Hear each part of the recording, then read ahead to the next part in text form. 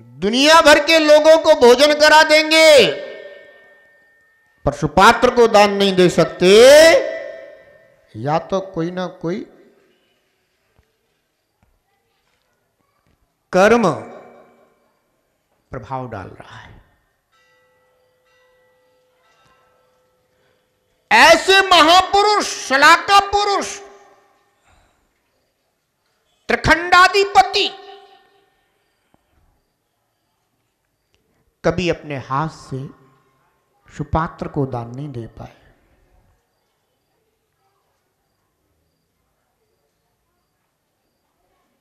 ध्यान रखना, सोचिए उनका पुण्य कितना था। रावण जिनेंद्र भक्त था, मुनि भक्त था,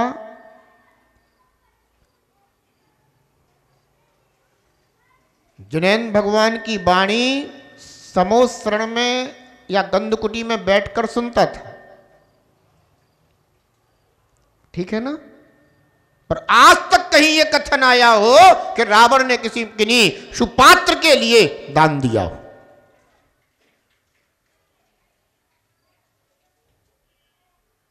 यानी सुपात्र दान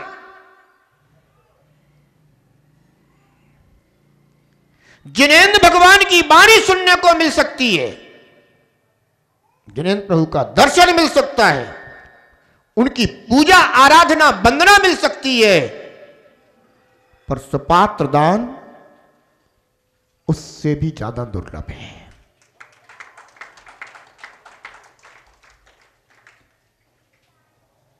रावण ने अनंत बल केवली के पादमूल में बैठ करके नियम लिया था, गंधकुटी में गया था प्रभु की,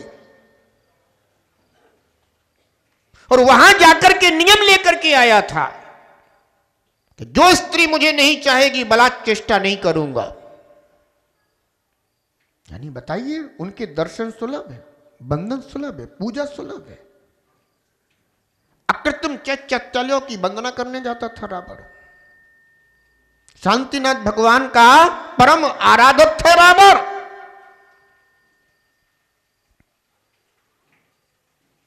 मुनिराजों को देख करके चरणों में नतमस्तक था रावण।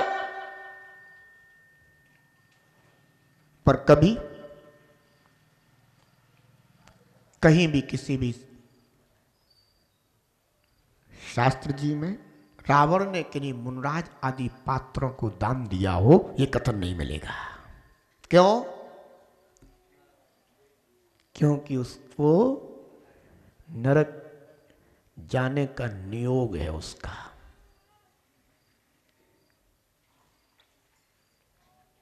इसलिए ग्रस्त आश्रम तो आचार्य भगवान कहते हैं उसी का सफल है जो सुपात्र को दान देता है। बाकी तो केवल पुण्य के उदय में धन संपदा के चौकीदार हैं, पहरेदार हैं। किसी की 90 वर्ष की आयु है, 60 वर्ष की आयु तक हो सकता है कि उसने खूब धर्म ध्यान किया, सुपात्रों को खूब दान दिया, और उसके बाद हो सकता है कोई ऐसा कर्मोदय आ गया,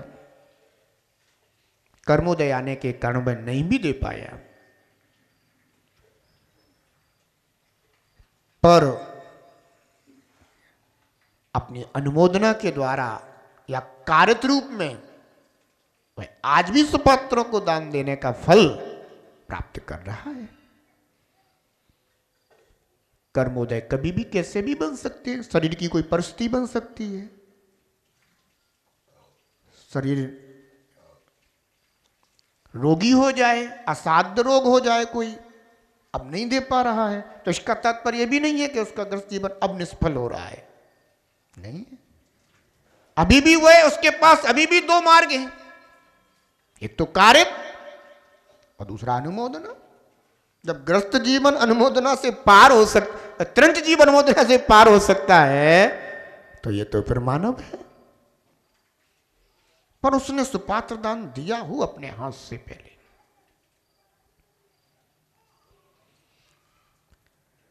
बहुत से ऐसे जीव हैं जिन्हें अपने हाथों से कभी सत्पात्र को दान देने का सौभाग्य प्राप्त नहीं हुआ। तो मैं यही कह रहा था कि ऐसे भी घरों में लोग मिल जाते हैं, वे बाहर से पूरी सेवा व्यवस्था कर देंगे, बाधक नहीं बनेंगे, हैं, साधक बनेंगे, सहयोगी बनेंगे, पर स्वयं सुपात्र दान नहीं कर पाते। होनहार के ऊपर निर्भर है ये सब।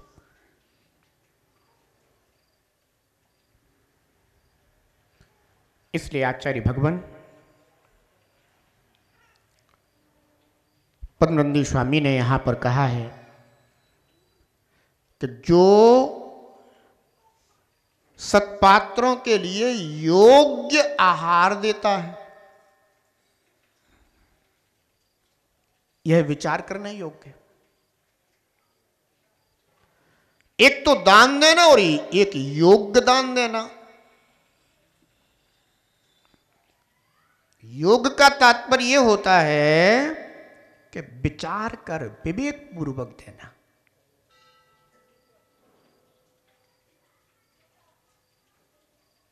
कौन सा मौसम चल रहा है, कैसा क्षेत्र है और कैसी प्रकृति है पात्र की।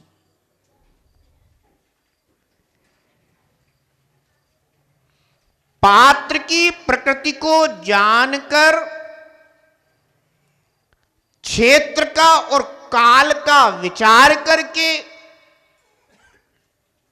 द्रव्य दान देना दाता का विशेष गुण कहा गया है। कोई भूमि ऐसी होती है जो शुष्क होती है, कोई भूमि ऐसी होती है जो जलीय होती है, कोई क्षेत्र ऐसा होता है जो वनस्पतियों से भरा हुआ होता है, कोई क्षेत्र ऐसा होता है जहां वनस्पतियां कम होती हैं, पहाड़ आदि या रुक्ष भूमि अधिक होती है। इन सब का विचार करके साधु की प्रकृति को जानकर आहार दान देना चाहिए। और फिर काल कौन सा चल रहा है,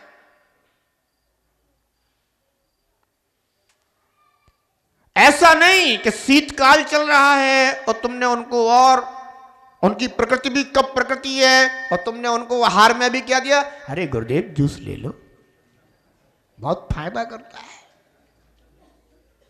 नहीं, ये कुछ नहीं है, ये नुकसान नहीं करता, ये तो अनुकूल है। अब तुमने तो चला दिया अपना ये सोच करके कि हमारा चल जाए, एन कैन प्रकार बस चल तो गया, पर वो वैयावृत्ति नहीं हुई, उससे संयम की वृद्धि नहीं हुई, उनसे स्वास्थ्य की अनुकूलता नहीं हुई। कदाचित वो उनके लिए रोगोत्पत्ति का कारण बन गया। इसलिए कहा है कि सत्पात्र को दान देना पर योग्य देना। अच्छा एक बात बताओ, एक माता अपने शिशु के लिए जो मन में आए वही खिलाती रहती है क्या? नहीं खिलाती ना, बहुत विचार करके सोच चिंतन करके ही क्या योग्य है उतना ही करती है। ऐसे ही सत्पात्रों के लिए भी विचार करके दान, योग्य दान देना श्रावक का धर्म होता है। ऐसा भी नहीं कोई चीज साधुजन ले चुके हैं, आप पीछे से पहुंचे हैं, अब आप नहीं आ चुके, ये तो लेना ही पड़ेगा, नहीं महाराज श्री आपको ये तो लेना ही पड़ेगा, अब थोड़ा सा ले लो। नहीं, वहां पहुंचने के बाद आप पहले जानकारी कर लो, पूछ लो क्या वस्तु चल गई है, क्या कैसा हो गया है ना, क्या वस्तु अब चलेगी, फिर उसको देना, ये आपका विवेक होगा। नहीं तो कभी कभी क्या हो जाता है कि अब उनको लेना नहीं और तुमको देना है, और तुमने दे ही दिया, उनसे लिया नहीं गया, उनको बमन आदि हो गया। अब बताओ क्या हुआ उसका फल।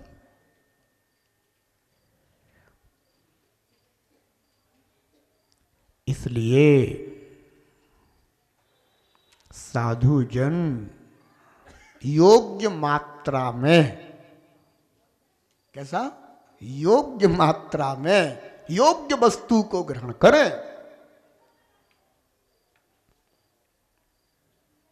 अब तुमने तो अपनी चला दी जो है ना, वो मात्रा उनकी, डॉक्टर ने कहा 250 mg की लेना, तुमने 500 mg की चला दी।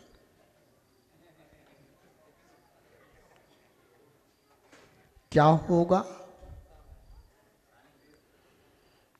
साधु अपनी प्रकृति के योग्य मात्रा में वस्तु ले रहा है, आपने उसकी मात्रा बढ़ा दी, क्या होगा?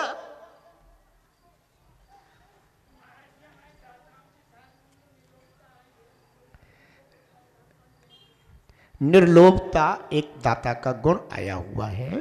मैं एक जगह पर था, चौकी में आहार के लिए पहुंचा। एक श्रावक ने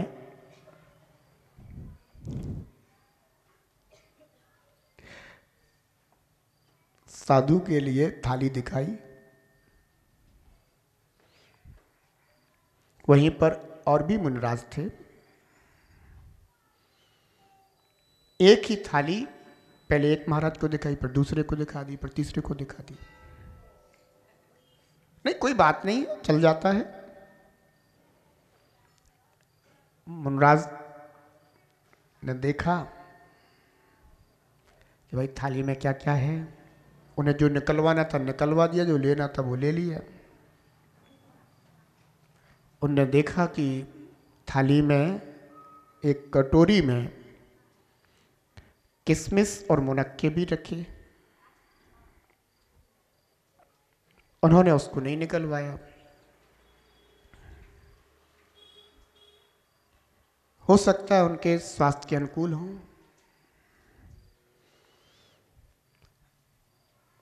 एक श्राविका थी। श्राविका ने थाली दिखाने के बाद मुनक्के और किशमिश की कटोरी थाली में से निकाली और पाटे के नीचे खिसका दी।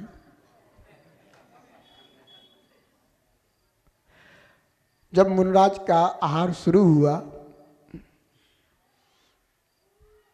तो अब वो उधर दृष्टि डाले। वो महिला समझ गई कि मुनिराज की दृष्टि कहाँ जा रही है। उसने और थोड़ा हाथ लिया तो और पाटे के नीचे खिसका दिया। इसे कहते हैं लोभता। और ऐसा नहीं करना। साधु के अनुकूल जो उन्होंने लिया है वो उनके लिए यथा योग्य देना, उसे कहते हैं निर्लोभता।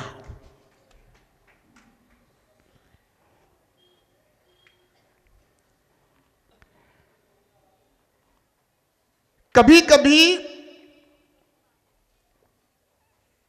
श्रावक को निर्लोभता पूर्वक आहार देना चाहिए, और कभी कभी ऐसा भी कर लेना चाहिए कि भले ही लिया हो तो भी ना दे।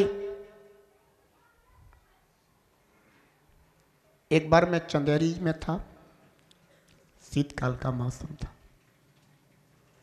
हमारे संग में एक छुल्लक जी थे, उनका स्वास्थ्य खराब हो गया। जब स्वास्थ्य खराब हुआ तो वही चौका पास में पड़ता था, क्योंकि वो महिलाएं थीं, तो वो एक सामूहिक चौका लगा रही थीं, तो वो पास पड़ता था। तब वो वहीं आहार को लिए पहुंचते थे। तो उनको रसगुल्ले बहुत प्रिय थे, और डॉक्टर ने कहा कि अगर इनको कुछ दिनों के लिए मीठा बंद करा दे तो जरा स्वास्थ्य अनुकूल हो जाएगा। अब वो चौकी में पहुंचते तो महिलाओं को पता था कि छुल्लक जी के लिए रसगुल्ले बहुत अच्छे लगते हैं, वो उन्हें खिला देती। थाली दिखाते तो छुल्लक जी ना निकलवाते, और महिलाएं भी खिला देती। तो एक दिन मैंने बोला महिलाओं से, हमने कहा एक बात बताओ, तुम्हारे घर में अगर किसी के लिए कोई रोग बीमारी हो जाए और डॉक्टर मना कर दे तो ऐसी खिलाओगी का? कहती नहीं, उन्हें तो नहीं खिलाएंगे। तुम इन्हें काय खिलाती रहती हो? अरे बात खिलाने की नहीं है, वहां पर स्वास्थ्य की अनुकूलता प्रथम है। इसलिए कदाचित ना भी निकलवाया हो तो वहां पर विवेक अगर तुम्हारे अंदर, श्रावक के अंदर हो, तो उसे निकाल के रख देना चाहिए। सदगृहस्थ करता भक्ति, हर सुपात्र में अनुरक्ति। सदगृहस्थ करता भक्ति, हर सुपात्र में अनुरक्ति। सत्पात्रों के योग्य सदा, देता दान यथाशक्ति। सदपात्रों के योग्य सदा, देता दान यथाशक्ति। बिन दान जीवन हो, बिन दान जीवन निष्फल कहलाए रे। जीवन है पानी की बूंद, कब मिट जाए रे। जीवन है पानी की बूंद, कब मिट जाए रे। हानि अनहानि हो, हानि अनहानि कब क्या घट जाए रे। जीवन है पानी की बूंद, कब मिट जाए रे। जीवन है पानी की बूंद, कब मिट जाए रे। जीवन है पानी की बूंद, जय बोले 1008 श्री शांतिनाथ भगवान की। परम पूजनीय आचार्य भगवान श्री पूजपाठ स्वामी की, परम पुण्य सूर्य गच्छाचार्य गुरुदेव श्री विराट सागर जी महाराज की जय।